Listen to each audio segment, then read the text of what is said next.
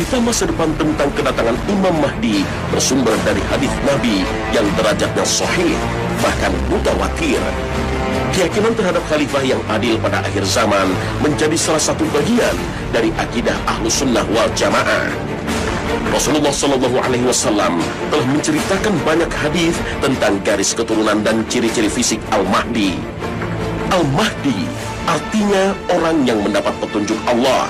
Namanya sama sebagaimana nama Rasulullah, yaitu Muhammad bin Abdullah. Imam Mahdi berasal dari garis keturunan Fatimah radhiyallahu anha dari jalur Hasan bin Ali. Dalam kitab Anim wal Fitan, Ibnu Katsir berkata, pada masa Al-Mahdi, buah-buahan banyak, tanam-tanaman lebat, harta benda melimpah, penguasa benar-benar berkuasa, agama menjadi tegak, musuh menjadi hina, dan kebaikan tak henti-hentinya mengalir. Sebagaimana sabda Rasulullah SAW, muncul di akhir umatku Al-Mahdi. Allah menyiraminya hujan sehingga bumi mengeluarkan tanamannya. Ia membagi harta secara merata. Binatang ternak semakin banyak. Umat pun menjadi besar. Ia hidup berkuasa selama 7 atau 8 tahun. Hadis riwayat Al-Hakim. Rasulullah telah menceritakan berbagai fenomena yang mengawali, antara lain gempa bumi di tanah Arab, munculnya api di Hijaz, pasukan Arab tenggelam di padang pasir Baida, dan surutnya sungai Efrat hingga menampakkan apa yang tersembunyi, yaitu berupa gunung emas. Al-Mahdi mengawali tanda-tanda besar akan tibanya hari kiamat. Diriwayatkan dari Ibnu Mas'ud, ia mengatakan, tatkala kami berada di sisi Rasulullah, tiba-tiba datang sekelompok pemuda dari Bani Hashim. Ketika Nabi melihat mereka, kedua mata beliau berlinang air mata dan berubahlah roman mukanya. Maka aku katakan, kami masih tetap melihat pada wajahmu sesuatu yang tidak kami sukai. Lalu beliau menjawab, kami Ahlul Bait. Allah telah pilihkan akhirat untuk kami daripada dunia. Dan sesungguhnya sepeninggalku, keluargaku akan menemui bencana-bencana dan pengusiran. Hingga datang sebuah kaum dari arah timur. Bersama mereka ada bendera berwarna hitam. Mereka meminta kebaikan, namun mereka tidak diberi. Lalu mereka memerangi dan mendapat pertolongan, sehingga mereka diberi apa yang mereka minta. Tetapi mereka tidak menerimanya, hingga mereka menyerahkan kepemimpinan kepada seseorang dari keluargaku.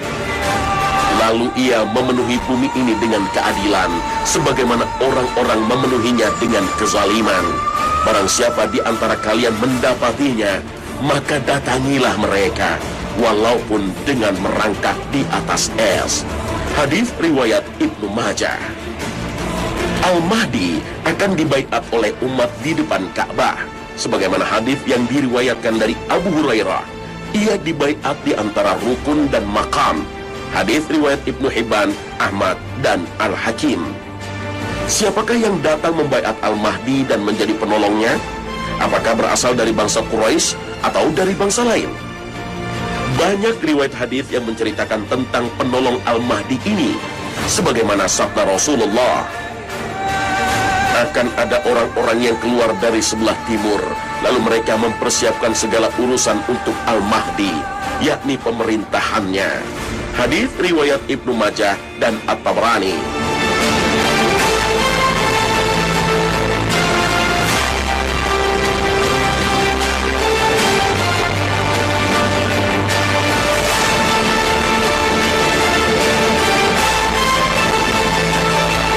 Assalamualaikum warahmatullahi wabarakatuh. Selamat pagi pemirsa Trans 7. Khazanah, ensiklopedia Islam dunia, kembali menyapa Anda untuk membuka wawasan Anda mengenai Islam yang bersumber pada Al-Quran dan Sunnah Rasulullah Sallallahu Alaihi Wasallam. Pemirsa, di awal tayangan kami sajikan mengenai sosok Imam Mahdi yang niscaya akan datang di akhir zaman. Imam Mahdi adalah khalifah adil yang akan membawa umat muslim menuju puncak kejayaannya. Dan bersama Imam Mahdi, kaum muslimin akan menghancurkan Dajjal beserta para pengikutnya. Siapakah Dajjal? Rasulullah SAW bersabda untuk menerangkan mengenai sosok Dajjal. Aku memperingatkan kalian untuk melawan Dajjal, dan tidak ada nabi yang tidak memperingatkan umatnya untuk melawannya. Tapi aku akan mengatakan sesuatu yang belum pernah diungkapkan oleh para nabi sebelumku. Kalian harus tahu bahwa ia bermata satu dan Allah tidak bermata satu. Hadits riwayat Bukhari. Rasulullah SAW telah menceritakan sosok menakutkan yang akan muncul menjelang hari kiamat. Dari Abu Hurairah, Rasulullah bersabda, "Maukah aku sampaikan kepada kalian tentang Dajjal yang telah disampaikan oleh seorang nabi kepada kaumnya? Dia buta sebelah, membawa sesuatu seperti surga dan neraka. Yang dia katakan surga, pada hakikatnya adalah neraka. Aku peringatkan kepada kalian sebagaimana Nabi Nuh memperingatkan kaumnya." Hadis riwayat Bukhari dan Muslim. Berdasarkan hadis ini, Dajjal adalah seseorang dari bangsa manusia yang matanya buta sebelah. Dalam beberapa hadis lain digambarkan sosok Dajjal memiliki ciri khusus. Pada dahinya tertulis sebuah kalimat yaitu kafaro, yang berarti kafir. Namun tulisan ini tak bisa dibaca oleh semua umat manusia. Hanya kaum yang beriman sajalah yang mampu membacanya. Penampakan fisik Dajjal lainnya adalah bertubuh sangat besar dan berambut amat keriting. Pada hari akhir, Dajjal merupakan ujian besar umat manusia yang beriman pada Allah Subhanahu wa Ta'ala. Dajjal akan muncul dan menyatakan bahwa dirinya adalah Tuhan. Tak hanya itu, Dajjal akan membawa sesuatu seperti surga dan neraka.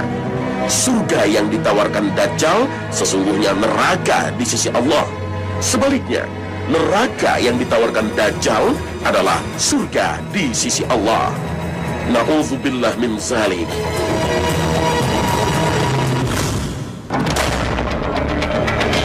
Bencana Dajjal sebenarnya merupakan rangkaian fitnah yang telah terjadi sejak lama. Segala fitnah yang terjadi dalam sejarah Islam dan sejarah dunia saling berkaitan dari zaman ke zaman untuk mengkondisikan dunia menyambut kemunculan Dajjal.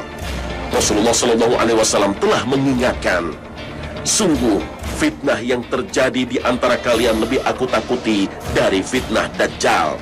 Dan tiada seseorang yang dapat selamat dari rangkaian fitnah sebelum fitnah Dajjal, melainkan akan selamat pula dari Dajjal.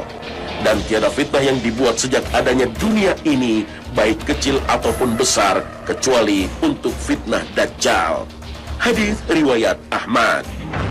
Pada saat manusia lupa akan pengetahuan tentang sosok Dajjal, bahkan bila ada yang memperingatkan soal Dajjal, mereka pun mentertawakannya dan menganggapnya sekedar mitos atau legenda. Maka menjadi pertanda kemunculan Dajjal. Dalam sebuah hadis, Rasulullah bersabda, "Dajjal tidak akan muncul sehingga sekalian manusia telah lupa untuk mengingatnya, dan sehingga para imam tidak lagi menyebut-nyebutnya di atas mimbar-mimbar." Hadis riwayat Ahmad. Banyak kejadian telah dikabarkan oleh Rasulullah menjelang munculnya Dajjal. Salah satunya adalah kaum muslimin akan meraih kemenangan dalam berbagai pertempuran. Dalam hadis riwayat Muslim, Rasulullah bersabda, "Kalian akan berperang melawan Jazirah Arab, dan Allah berikan kemenangan kepada kalian. Kemudian memerangi Persia, dan kalian pun menang. Kalian memerangi Romawi, kalian pun diberikan kemenangan oleh Allah. Dan kemudian kalian berperang melawan Dajjal, Allah juga memberikan kemenangan untuk kalian." Hadis riwayat Muslim. Yang menjadi pertanyaan adalah, apakah penaklukan-penaklukan ini telah terjadi seperti peristiwa pada masa Rasulullah dan para sahabatnya? Ataukah peristiwa ini akan kembali terulang di masa depan? Wallahu a'lam. Dajjal tidak akan keluar sebelum umat manusia tertimpa 3 paceklik yang dahsyat, sehingga mereka mengalami kelaparan. Allah memerintahkan langit di tahun pertama untuk menahan sepertiga hujan, serta menyeru bumi untuk menahan sepertiga tumbuhannya. Pada tahun kedua, Allah memerintahkan langit untuk menahan 2/3 hujannya, dan tanah untuk menahan 2/3 tanamannya. Selanjutnya pada tahun ketiga, Allah memerintahkan langit menahan semua tetesan hujan, dan Allah juga memerintahkan tanah untuk menahan semua tumbuh-tumbuhan. Dajjal merupakan cobaan yang paling besar yang menimpa manusia di dunia. Sebagaimana sabda Nabi Muhammad SAW, "Wahai manusia, sesungguhnya tidak ada makhluk di muka bumi ini sejak Allah menciptakan Adam sampai hari kiamat yang fitnahnya lebih besar daripada Dajjal." Hadis riwayat Muslim. Dajjal akan tinggal di bumi selama 40 hari. Berdasarkan hadis riwayat Muslim dari An-Nawas bin Sam'an, kami bertanya, "Ya Rasulullah, berapa lama Dajjal tinggal di bumi?" Rasulullah menjawab, 40 hari. Satu harinya seperti 1 tahun, kemudian seperti bulan, kemudian seperti sepekan, kemudian hari-hari lainnya seperti hari kalian sekarang. Hadis riwayat Muslim. Dajjal bermata satu, salah satu ciri yang sudah banyak terlihat pada saat ini. Simbol mata satu sejatinya sudah ada sejak ribuan tahun lalu, seperti simbol Ra yang terdapat dalam artefak-artefak peninggalan Mesir kuno. Simbol mata satu kini terlihat pada mata uang dolar dan juga terserap dalam simbol-simbol Freemasonry, sebuah perkumpulan rahasia yang ingin menguasai dunia dalam satu tatanan dunia baru. Agenda untuk mencapai satu tujuan, satu pikiran, dan satu dunia sudah lama dilakukan oleh Raja Namrud pada masa kerajaan Babilonia dengan mendirikan Menara Babel. Menara Babel merupakan simbol kekuatan jahat untuk menyaingi kemahabesaran Allah. Pengikut kelompok ini masih ada hingga saat ini. Mereka mempelajari ajaran rahasia Kabbalah, ilmu kuno sihir kaum Yahudi, kemudian menggelar berbagai ritual. Inilah kelompok yang disebut Freemasonry yang telah mencengkramkan kukunya di berbagai bidang di dunia. Freemason pada dasarnya mengacu kepada sebuah kelompok tukang batu cerdas yang terbentuk pada tahun 37 Masehi.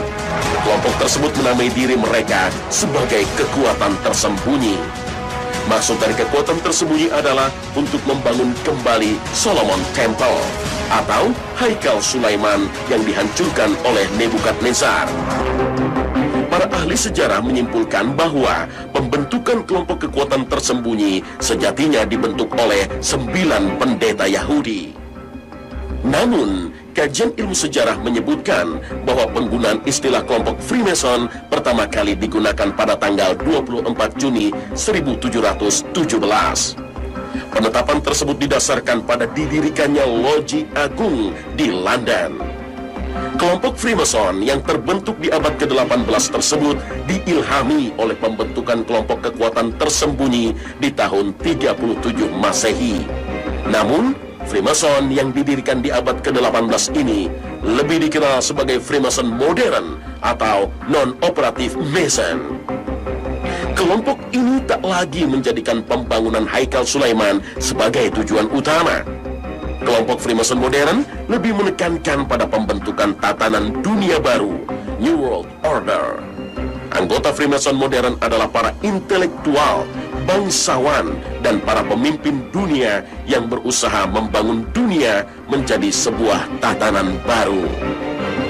Freemason sejatinya memiliki sebuah identitas khusus yang berupa lambang huruf G yang terletak di dalam sebuah belah ketupat yang terbentuk dari jangka dan penggaris. Huruf G dalam lambang kelompok Freemason adalah kependekan dari Gautu. Gautu pada dasarnya memiliki arti Great Architect of the Universe. Dalam bahasa Indonesia, Gautu dapat diartikan sebagai arsitek agung alam semesta. Kehebatan sang agung dan arsitek alam semesta ini pada akhirnya diartikan sebagai penjelmaan Tuhan yang memiliki maha kuasa untuk menciptakan tatanan kehidupan di bumi. Tatanan dunia baru pada dasarnya menjadi pengait erat hubungan Freemason dengan kelompok Illuminati. Konsep tatanan dunia baru atau The New World Order merupakan operasi gabungan antara Illuminati dan Freemason. Cara-cara Illuminati mewujudkan tujuan besarnya adalah merancang bencana-bencana besar ekonomi, seperti yang terjadi di tahun 1933 di Amerika Serikat. Penguasaan para agen Illuminati atas perekonomian dunia sesuai dengan buku tulisan Henry Mackau pada akhirnya mulai tampak di masa kini. Bentuk nyata dikdayanya ekonomi terhadap kedaulatan sebuah bangsa adalah belitan hutang dari sebuah negara, termasuk negeri yang kita cintai, Indonesia.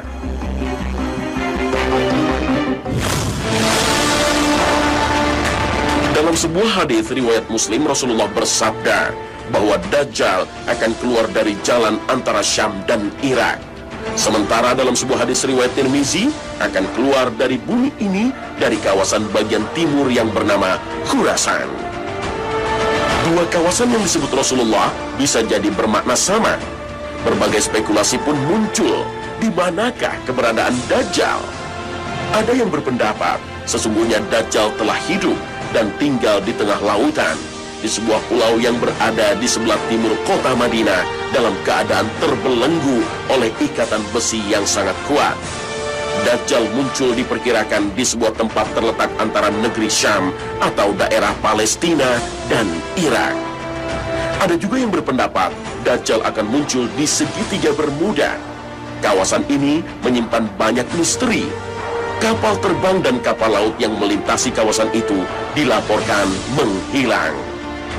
Segitiga Bermuda berada di Samudra Atlantik, tepatnya terletak di antara Florida di sebelah barat, Puerto Rico di sebelah timur, dan Pulau Bermuda di sebelah utara.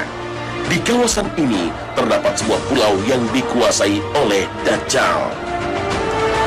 Berdasarkan berbagai manuskrip kuno yang dipelajari Muhammad Isa Daud, seorang peneliti dan jurnalis asal Mesir, Dajjal sesungguhnya telah lahir 100 tahun sebelum kelahiran Nabi Musa alaihi salam.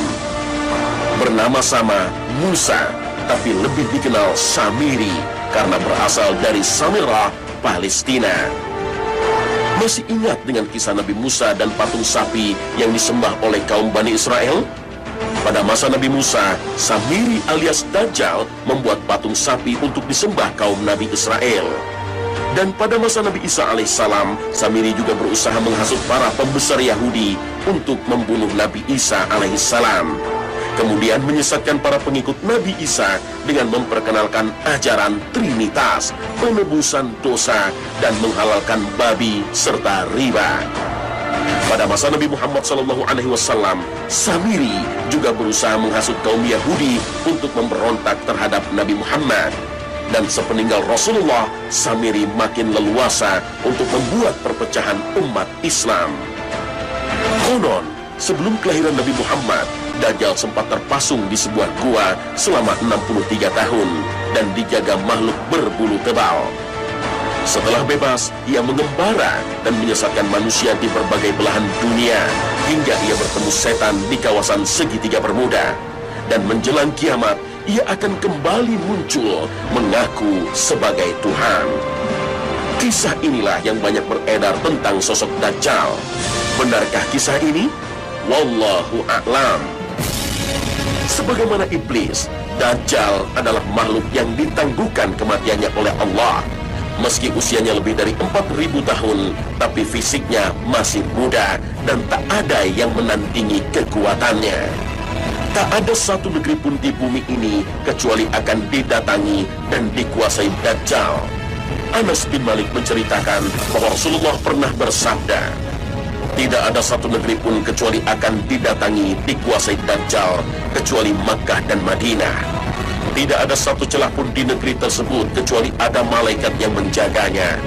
Kemudian Dajjal datang ke suatu daerah di luar Madinah yang tanahnya bergaram. Bergoyanglah Madinah 3 kali. Allah keluarkan dengan sebabnya semua orang kafir dan munafik dari Madinah. Hadis riwayat Muslim. Dajjal akan tinggal di bumi selama 40 hari. Berdasarkan hadis dari An-Nawas bin Sam'an, kami bertanya, "Ya Rasulullah, berapa lama Dajjal tinggal di bumi?" Rasulullah menjawab, 40 hari.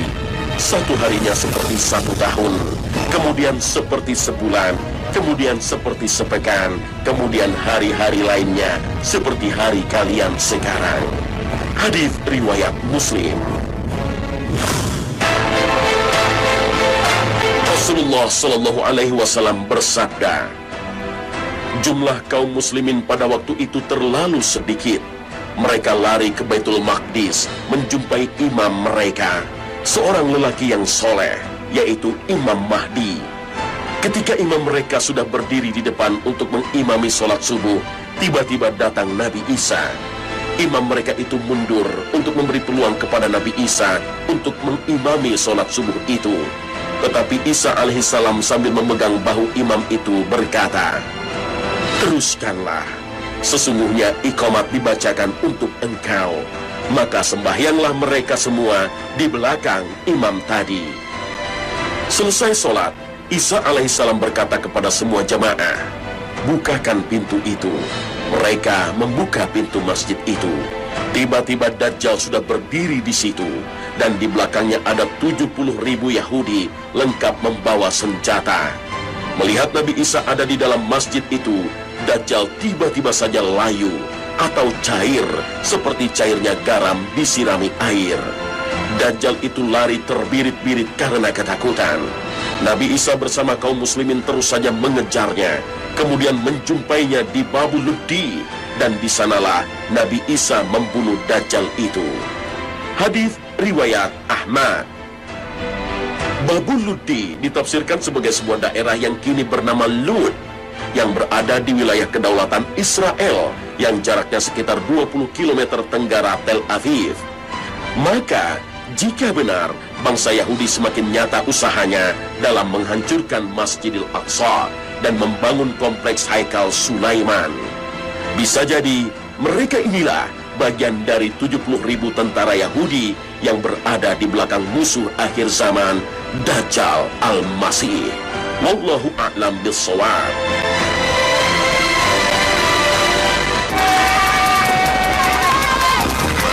Pemirsa, inilah akhir kebersamaan kami. Semoga tayangan kami hari ini mampu menjadikan pedoman bagi Anda yang ingin menyalurkan kasih sayang kepada anak ketika momongan tak kunjung datang. Semoga tayangan kami hari ini mampu melengkapi wawasan Islami Anda, sehingga jalan kehidupan Anda sesuai dengan prinsip Al-Quran dan hadis menjadi semakin terang. Akhir kata, wassalamualaikum warahmatullahi wabarakatuh.